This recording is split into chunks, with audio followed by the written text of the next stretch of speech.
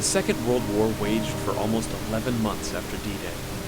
There were many vital engagements which led to eventual victory for the Allies, but here are some events that led to victory in Europe, or VE Day. The Allies did not consider the liberation of Paris to be a primary objective. They would rather keep their attention on the German forces retreating towards the Rhine. On August 21st, Eisenhower met with French General Charles de Gaulle and told him of his plans to bypass Paris. De Gaulle told Eisenhower that if his advance against Paris was not ordered, he would send the French 2nd Armored Division into the city himself.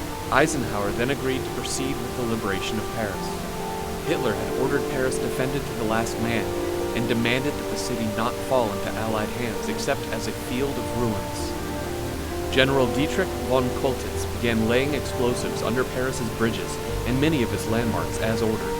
On August 23rd, Free French forces attacked the German garrison, armed with the knowledge that General Patton's army was right behind them.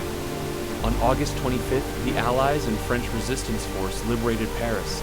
The order to commence the destruction of Paris was never given because Choltitz did not want to go down in history as the man who destroyed Europe's most celebrated city.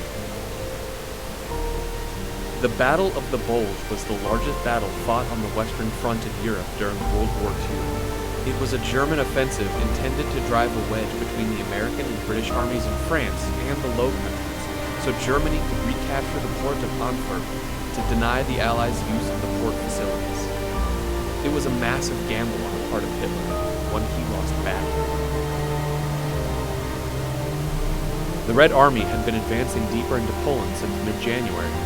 Having liberated Warsaw and Krakow, Soviet troops headed for Auschwitz. 10 days before the Soviets arrived, the Germans started the death march where 58,000 prisoners were evacuated to another concentration camp 35 miles away.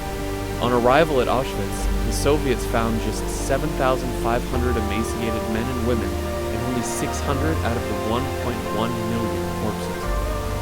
The Yalta Conference was the second wartime meeting of the British Prime Minister Winston Churchill, Soviet Premier Joseph Stalin, and U.S. President Franklin D. Roosevelt. During the conference, the three leaders agreed to demand Germany's unconditional surrender and began plans for a post-World War Europe.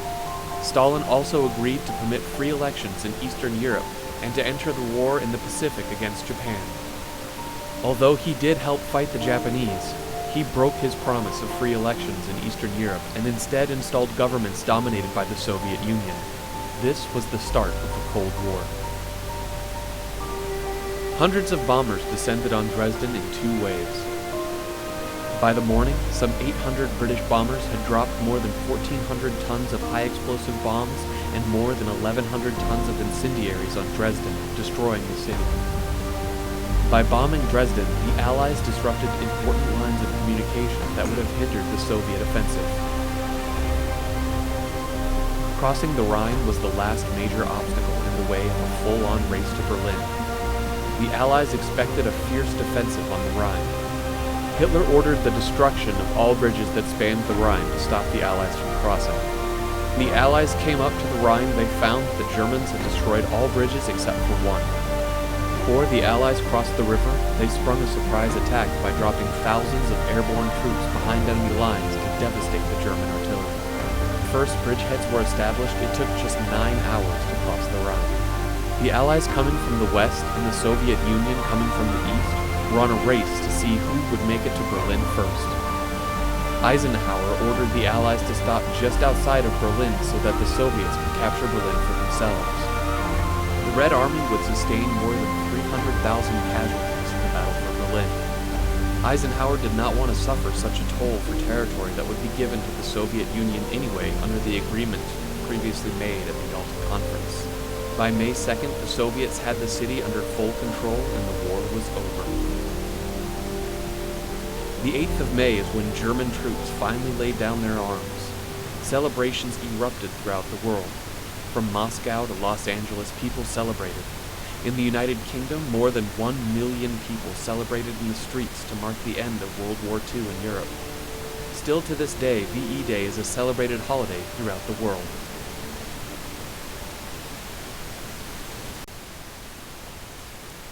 This is a solemn but glorious hour. I wish that Franklin D. Roosevelt had lived to see this day. General Eisenhower informs me that the forces of Germany have surrendered to the United Nations. The flags of freedom fly all over Europe. For this victory, we join in offering our thanks to the Providence which has guided and sustained us through the dark days of adversity and into light. Much remains to be done. The victory won in the West must now be won in the East. The whole world must be cleansed of the evil from which half the world has been freed.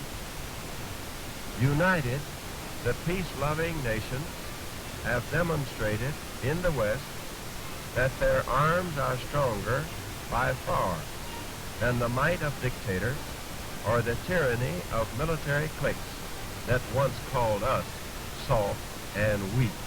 The power of our peoples to defend themselves against all enemies will be proved in the Pacific War as it was proved in Europe.